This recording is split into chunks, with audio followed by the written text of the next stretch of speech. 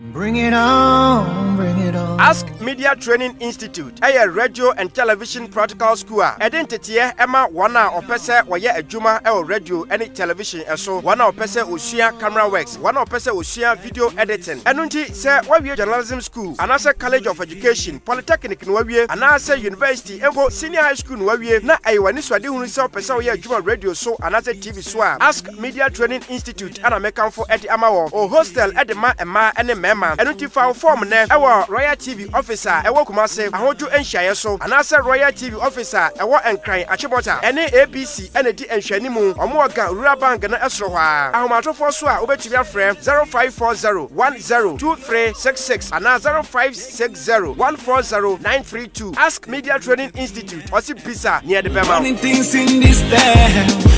Can't you see?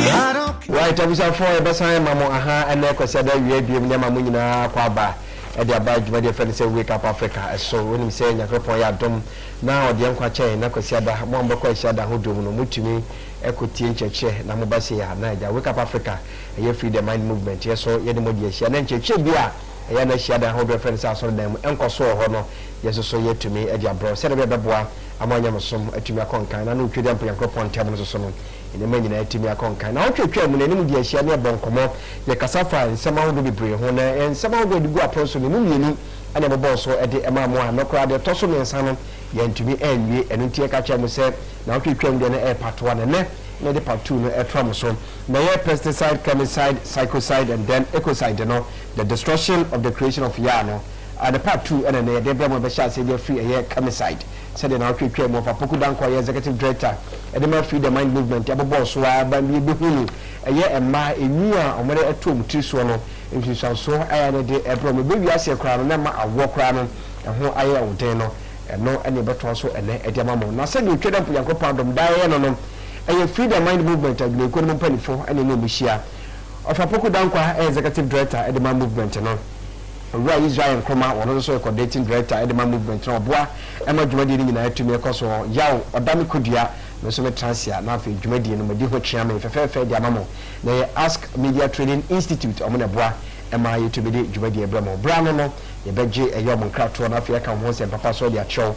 The cow say books are already Jumadi, a Dara Damusum Pibiatono, being in ABI crowd or Ewa, Babo, no, I feel woman who programs are why the CDC in our so ever. So I also YouTube or call a year YouTube search button or on search for Wake Up Africa.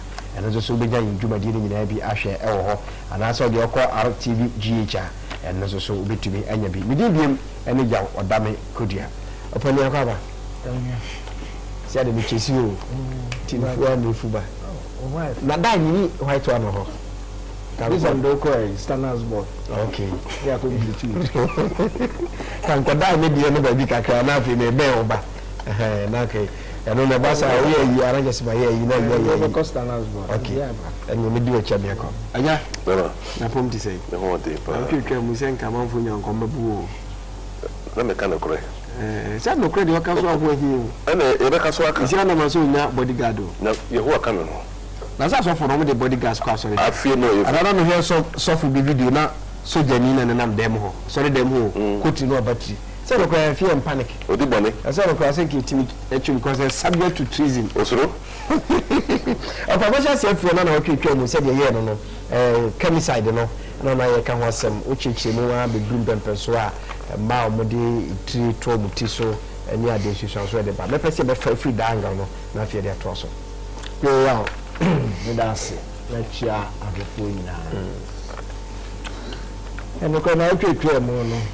You hear the hidden dangers of synthetic hair. Yes. And now say Japan company be a pageant be yes Kanekalo. You know, Yama say your baba hair synthetic hair no. And soon so many ya AD or more okay. Now can kind. The working kind of say my even sampa. Imbalances be a man, a good baby, so it may create problems, immune system deterioration, and sign a reproductive system also effects are in now and also eso. minti na futu a ye bi wi ene say o ba wasi so wadu emfi a ese sabi ubetumi awo eba sa na ma we ni na ka be ya twon fi because emwa Okay. Any ba be hwe sa artificial nails no so. Okay. Because ni na no chemicals and no dey aye nail polish any ne kike ka ho any na fi ye ba be awon fe ya na fi say e say awon fe dey was store it me koto e na ni pa o different awon fe e dey na say enkiti afọ no dodo no aye say bibia da kupo boy bibia no so perfect no by shaping it in a way no feel say ele suit no ntia so no oba kinka bibi kakra e fa artificial nails here the chemical composition the dangers that they pose to human health and also no obehwe efu hono nti obekan hane na bodo no about baby or kind Dying to look good. Part 2. Dangerous beauty treatment. Okay.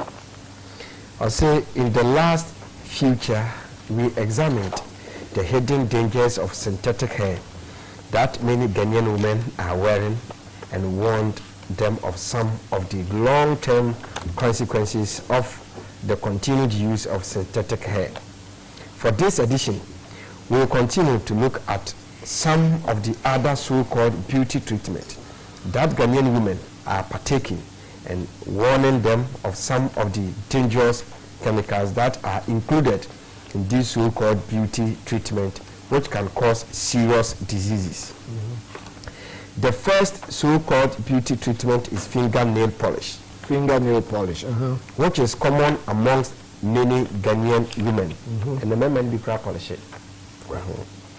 However, what Ghanaian women who use fingernail polish are not aware of is that the polish is a combination of poisons that damages the eyes and skin and are lung irritants which cause cancer, nausea, and rashes of the neck and eyelids. They tell me say poisons, you know, and also eye problems. Oh, I know me. Also, I know say na we put up so we me. No sir, I say we both know. Me into the mint minka. But what can you say no? We didn't know how we used to be. That's something in na no. Oh, man. Bano, oh, say I some both from it. Fantastic. No, or say be so soon. Don't copy be no. About the boss we are can be machine. No compare the be at all test it. Also negative. And to your Obama was experiences any mania. And young na only more. And then and so swimming about him. Name the boss here. One son of polish when in trust one was of a trust one. Oh, now okay. Are you? I say, however, okay, my trial saying they are absorbed into the skin and enter the blood. Here is a list of some of the ingredients. Butyl acetate.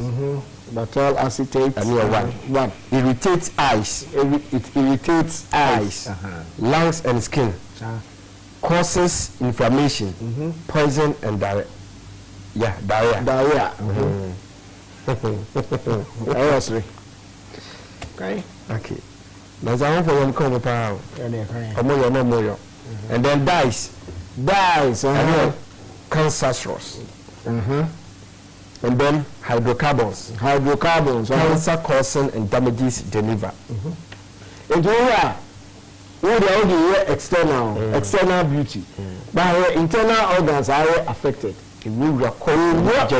Absorb synthetic hair no ebu macro touch skin no chemicals no seep into the skin. Yes. Now na kwa mainstream because wa na we blood no also the films and so block. No we use it externally. Okay. And then phosphoric acid. Phosphoric acid. So phosphoric acid we have in on soft drinks here. With two soft drinks we have now. If it's all fresh. Acid we have to check on our own. To show I did not chill it. Yeah, okay. I say it irritates skin. It's poisonous acid and burns. The next and burns. Okay. The next so-called beauty treatment that we need to examine is fingernail polish. Fingernail polish remover. That's right, remover. So we are painting you. That's what you mean. Not colorful. Now, we Mami Chichim. Omodi asawa no. Ebo ade be mfa no solvent. But no also no remover no. That's right. Mbo no be treat mo we no so. They say clean ade me liquid timi na me no na wa che no. Sip into the skin. Can I know more monty? Okay. Also, unknown to majority of Ghanaian women, nail polish remover is a poisonous substance that damages the skin. Damages the skin. Irritates the eyes and lungs and causes cancer, rashes and central nervous system, depression. It gets in the blood and causes diseases. One of the dangers inherent in artificial nails. Also, every day. This occasion, everybody used to know the alcohol saloon. Okay, new look at my inside. Maybe I can't show. Yeah, when you say I am fine, effect. That means you swear. Every job, I'm out that, you know. I've run about pinpoint at other sex, only the cause of troubles. Because you say, we be about to be out of your car. Until whom and we are better to first. Now, so now you officer. When I be chemicals be at the time, you should be now the be and son family planning for you Benua, almost outside their show. The different chemicals with the show one walk. Officer body in a better. Okay. Well, see, here is a list of some of the ingredients. Cetyl alcohol damages the nerves, skin and liver. Just a beer, won't be a cancer solvent. So, an alcohol. And you know, the air control, it damages the lungs. Yes. That's all the skin and the liver. Sir, they're not being so the paper more. And not quite show into your skin, lungs, and our liver. Okay. And then acetone causes peeling and splitting nails and rashes, irritates eyes and lungs. And then benzene, a component of petrol that poisons bone marrow and causes leukemia, irritates eyes. Yes, irritates eyes and skin. The next beauty treatment that is under the microscope is false nails. These nails are very popular amongst some Ghanaian women, and this is demonstrated by the numerous beauty salons in Accra and across Ghana that are offering these services. Madam Tetiano, we aniake. We do a percentage. A common pa. And your crown by the Body PG Chapata be no bit like the Babubi. No, she said, my Mufacha, no more, she said, right. Can answer the entry and common so. Or say the dangerous effect of false nails is that the chemicals on the skin or nails are absorbed into the blood and cause harm. False nails are usually made with metacrylate, a similar chemical to it. MMA can have a strong fruity smell or can be odorless. One thing can be It's also it's a poison that causes nerve, kidney and liver problems and harm fetuses. That is carried children during pregnancy. In 1970, the Federal Food and Drugs Administration, that is FDA, in the United States, banned its use in the public domain. This asks the question that if it has been banned in the United States on health grounds, why is it okay for Ghanaian women to use MMA when it has been outlawed elsewhere? English said for America for goodbye for class appointment to make issue. I don't know Ghana Matuabuso. Into the world be a home media salmon apple. Synthetic hair. New false news, new polish remover. Yes. I mean, these are all dangerous chemicals. It's also now human body no so no. And yes, okay. Teach you, it means all about when you say now yes, I mean India, it can damage the fetus. Okay. We about now we drown also we are basically we drown also a bit how lungs, a bit how liver, a bit how skin and cancer. And you only know a cocobo and I say a bit bear. You don't need to add anything and sign a lot appear pretty and will be a can once. Sounds on a man also, and a man also has suffered low sperm count.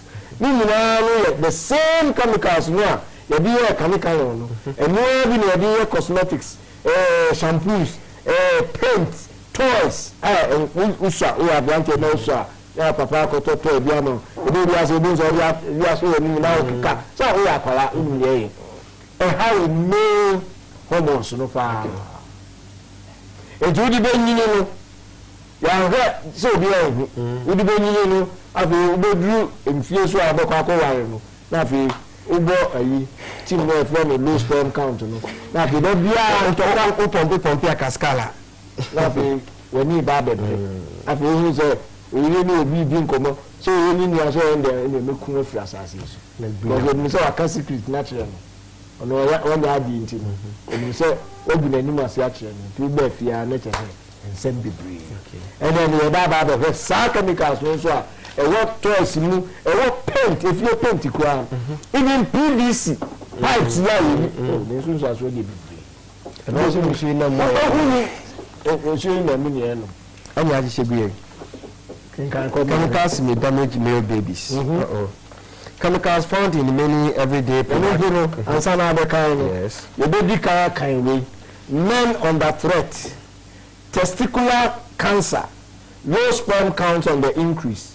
Major causes include consumption of man-made chemicals. Testicular testicles. That's a true.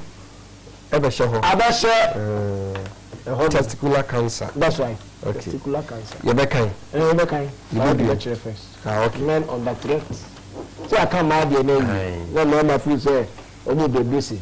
The mama. I feel in every member. I'm a bit parody. I've seized it.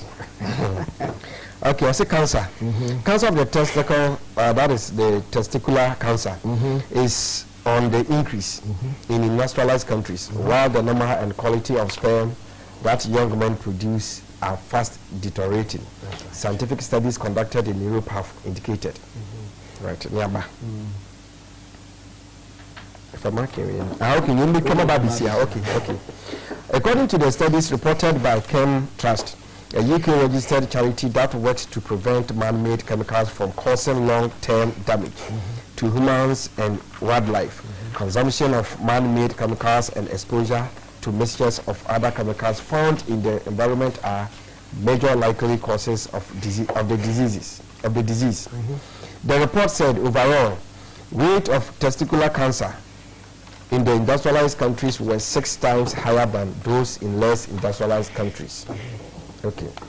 Hormone disrupting chemicals are in many consumer products that surround us in the home and are found in contaminants in the food we eat and in the air we breathe. Everybody living in the modern world is exposed to many worrisome man-made chemicals and as a result carries them in their bodies, the report said. It said testicular cancer and low sperm count were linked to birth defects in baby boys, including undescended testicles, that is the cryptorchidism cardism and malformation of the penis, where the hole is not at the end of the penis, but somewhere at the side, on the underside of the shaft. Wow. Yes. Making urination problematic. According to the report, baby boys whose testicles do not descend properly are known to be at greater risk of low sperm count and testicular cancer later in life. Never causes any trouble, so we should jump. Also, the report indicated that some man-made chemicals found in consumer products or as food contaminants have the ability to block the action of testosterone and may undermine the male reproductive health. Okay. Some of the chemicals implicated in scientific studies are some phthalates used in plastics, flame retardant, and then chemicals used in consumer articles, and some pesticides. Pesticides in our Okay. Recent studies. No, I said Babisia. Han Bikramaba. Anna Habikramaba. Okay. Right. The phthalates are a group of chemicals produced in high volumes. They are used to impart flexibility to plastic polyvinyl chloride, that is PVC product, as well as in other applications, including pharmaceuticals and pesticides. There's widespread human exposure with reported uses in building materials, household furnishings, clothing, clothing, cosmetics, and then dentures, medical turban and bags, toys, modeling clay, cars, lubricants, waxes, and cleaning materials. It depends in our modern homes. You have to paint the fufu, you paint it, you spray, yes. Even shampoo. You use because you chemicals in now. You be who? Sacoles. You be gare. Yeah. Monche kokodoma. So it's a man. Kokodoma. Any big gare. And then your father, on your car, you. I've been about the Kimba when I can say, it's a new revelation around the fatwa. And I'm here, you people need revelation. After that kind. Anyway, nothing. I shifted. Baby, I got my market. Yeah, maybe I'll be king. I know for my Samoa. Chemicals may damage male babies. Chemicals may damage male babies. Chemicals found in many everyday products can harm male reproductive development. Research suggests. Okay. Phthalates are used in the manufacture of plastics, lubricants, and solvents, and are found in cosmetics, medical equipment, toys, paints, and packaging. The University of Worcester team, New York, found exposure to the chemicals was linked to a higher risk of genital abnormalities in baby boys. The study features in the journal Environmental Health Perspectives. Products containing phthalates are 1. Toys, medical equipment, paints, inks. Medical equipment too. Equipment, hairsprays, deodorants, nail polish, perfumes, and then cream foam and shampoo. The next one. Headline. Title. Paint chemicals may harm sperm. Paint chemicals may harm sperm. People have been. Accra Daily Mail, 29th May 2008. Young first 2 paragraphs. Men regularly exposed to chemicals found in paint may be more prone to fertility problems. Research suggests. Men such as painters and decorators who work with glycol solvents are 2.5 times more likely to produce fewer normal sperm. The UK study looked at more than 2,000 men attending 14 fertility clinics. However, the occupational and environment medicine study found a wide range of other chemicals had no impact on fertility. Okay, that's right. Perfume risk to unborn babies. Perfume risk to unborn babies. You know that said we have a few. Now you use perfumes. Accra Daily Mail, 2nd September 2008. Pregnant women have been told that using perfumes or scented creams may increase the risk of unborn boys developing infertility in later life. Serious? Yes. Edinburgh University researchers claim a crucial window between 8 and 12 weeks of pregnancy determined future reproductive problems. They believe that exposure to chemicals found in cosmetics during this period may affect later sperm production. But they stress there was not yet conclusive proof this was the case. I can't know.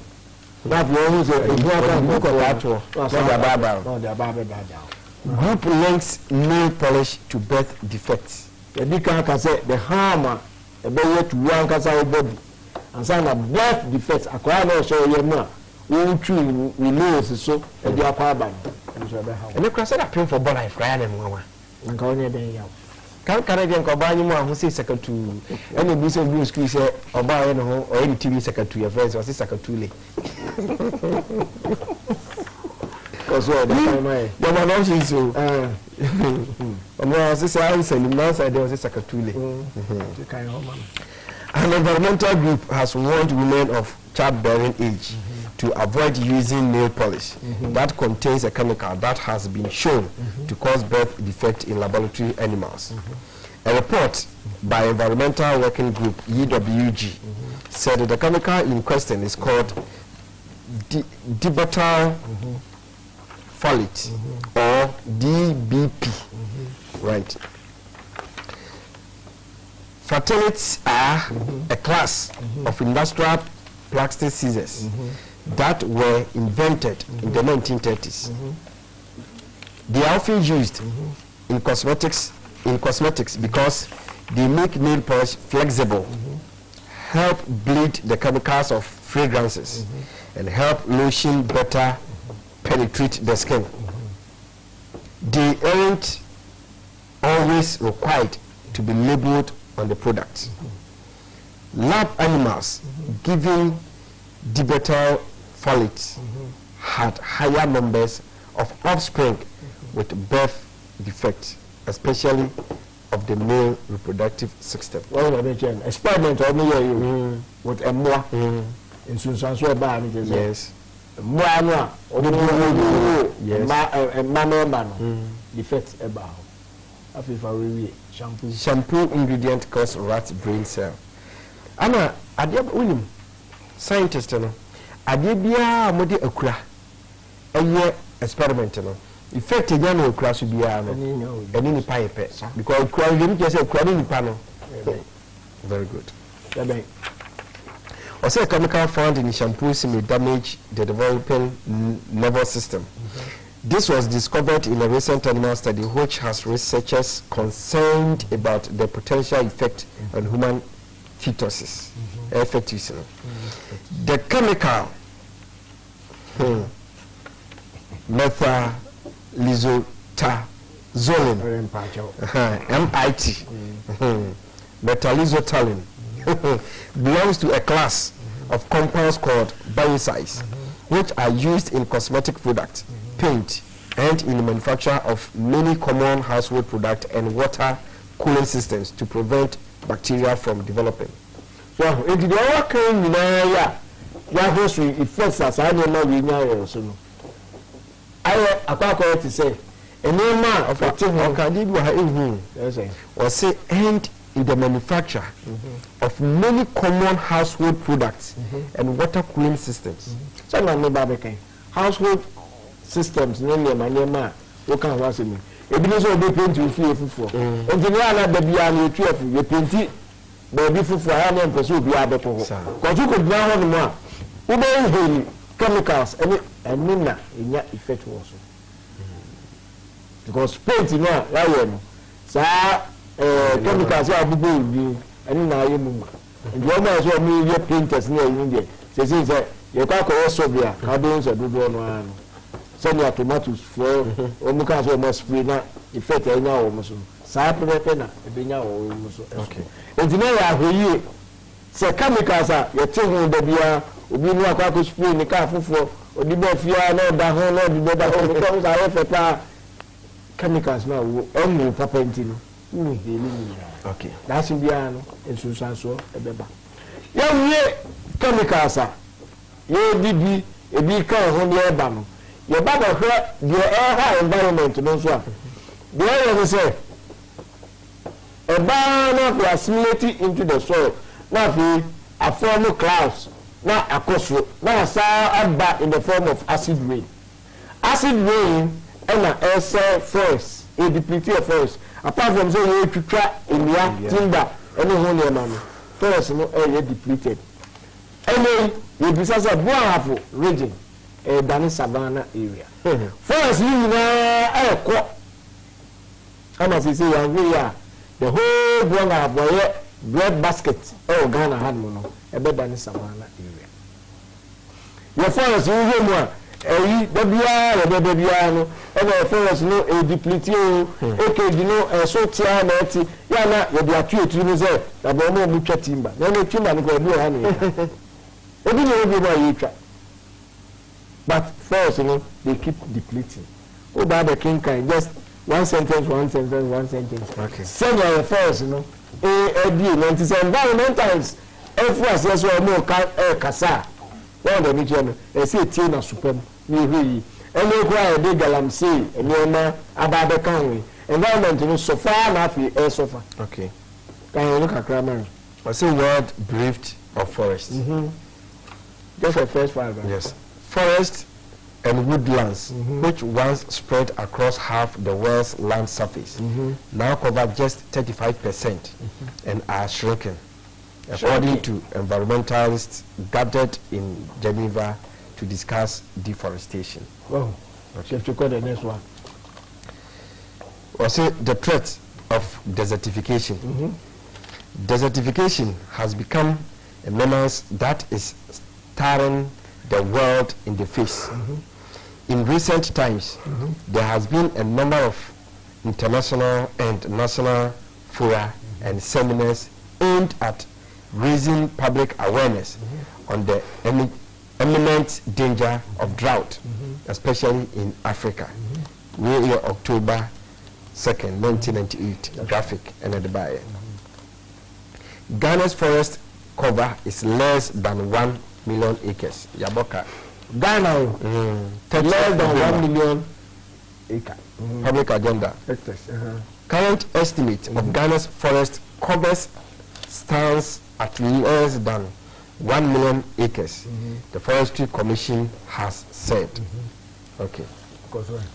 Gentlemen, also. Next paper. Boahafo becoming a savannah zone. Mr. Kwadwo Nyame Mafo, Boahafo Regional Minister, on Friday expressed worry about the rate in which part of the region was gradually turning into a savannah zone. And then the mail, depreciating of West Africa's forest. The continuation of forest in West Africa is putting pressure on the region's biodiversity, which is home to more than a quarter of Africa's mammals and 1,800 endemic species of plants. I've heard that we forest, you know, graphic. Ghana to import logs to feed timber industry. Ghana to import logs. Ghana. Let me know, and as you see, you can't import timber logs. Let me feed the wood industry. I see the Ministry of Lands and Natural Resources is exploring the possibility of importing timber logs from Cameroon and Congo, Ghana, to feed the timber industry as stocks continue to decline locally. If we have no, oil, oil spills two oil epinu e dey go land me bana we cause we region in soup no we are killing the sea. Oil on beaches, submarines on the sea bottom. Of our sodium. Wake up Africa and someone will be moved. Na no enti nesi jumadi kwasi ada bia bomode se obi to me anya bia hwe Ask Media Training Institute here come side na no ana of Apoku Danko executive director de ma Freedom Mind Movement no wachichi mu aba pempem so ana o ka se na Ghana ye fango a otweda mpo yankopon de adom ye no ye de ni tu ni sum enya saase so of atrasoma no enti no ye tu o spillage ena eba na be kum marine life. Okay. And no no no all spillage eba be kata so na air course no boy no habitation eba be damage. Yes. Ya say asel dada afi so eba be say na the marine life no be we ase then so apaja so we dey happy in you as long as say you two insuo so na the cars as na you two there definitely no the spillage is also going to take this too because you hear baby I want to oil here destruction across especially land for me. Yes. Destruction environment you know I will completely destroyed una boko na sabi over say we be cancer e ho baby kwa na because the mass agriculture is affected. Yes. Because we know baby encourage and when go near face be Ghana that I'm safe for activities they be do also because on na eco side you know e dey be baba be wiwi nje when me no na e koso na mo chi no e na bibi e friend e-waste.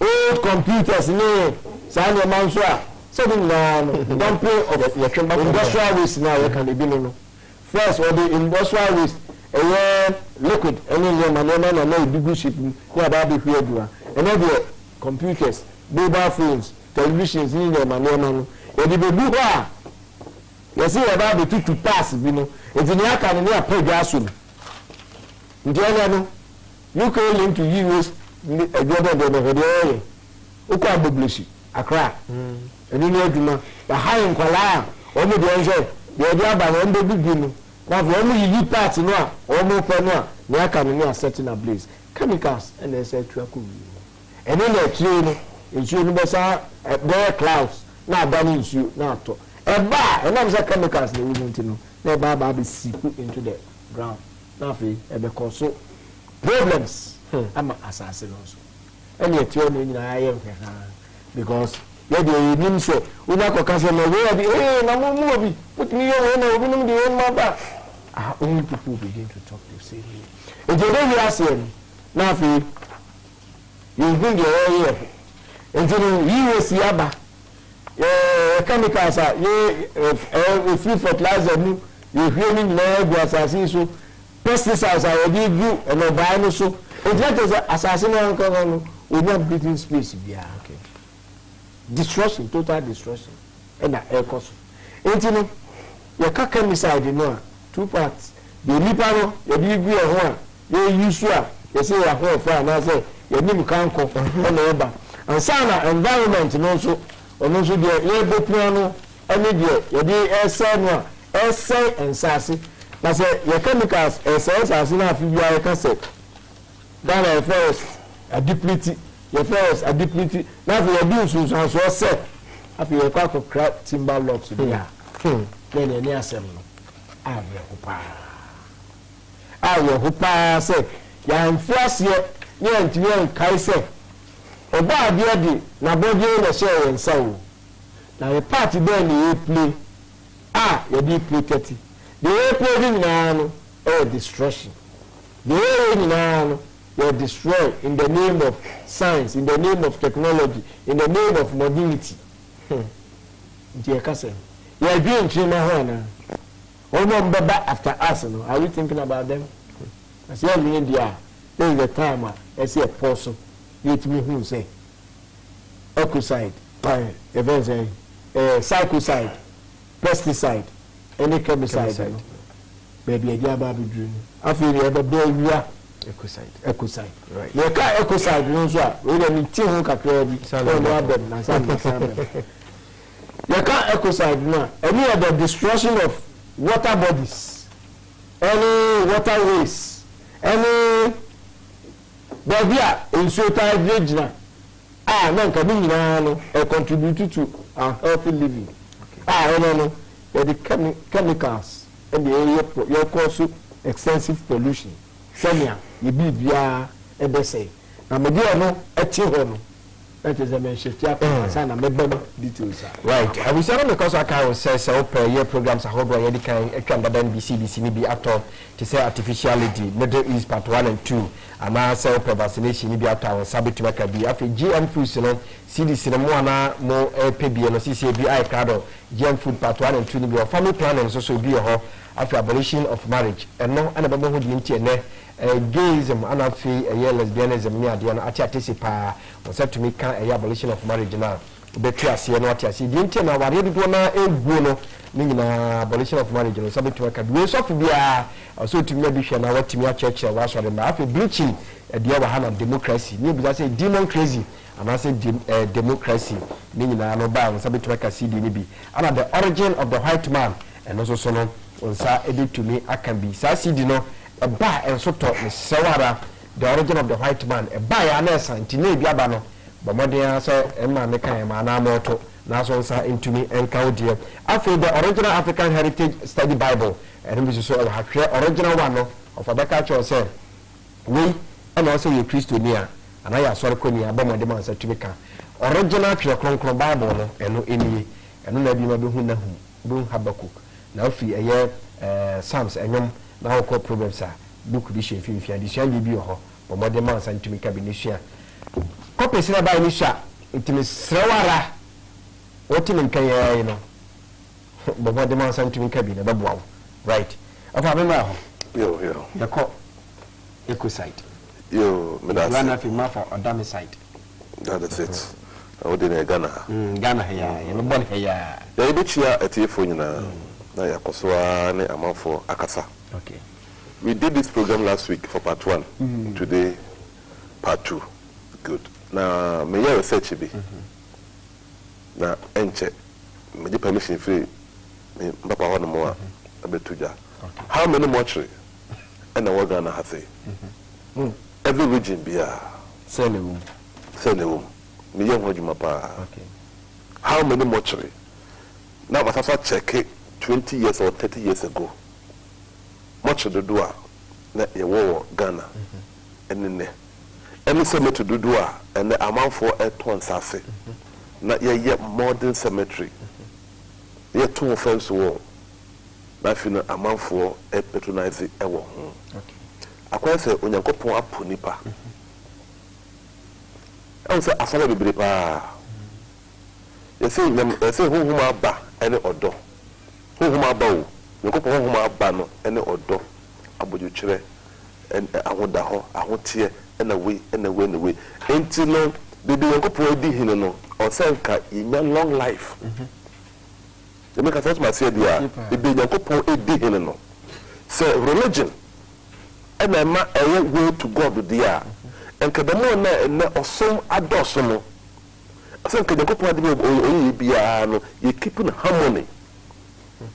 Na ewe kama me kan we ebijan say enipa enna eri ho mu Nyankopon no message na etie no sa so de mu se mosque no ene ho na mo na nipa ro ni etu okay pero to me kan say pa etie no akwa say ene edu Sunday ya edu Monday edu Friday ya na akwa say religious time no be busy but if you have people and you know and say if you are sorry them you go put the crap person yes so no let me have that many what about chere na wa hwe wo no Hebrew for if I use a correct word vanamaboa Hebrew for yes sir no woman the link between their creator the God and the woman eja na omina ediba na firi yɛ sɛ ɛnoma kwankwan no deɛ no bɛ nyam so kwa dɔso a wɔhu Nyankopɔn ɛdum no nda a no mu da fa yɛ busy Friday for yɛ busy Sunday so yɛ busy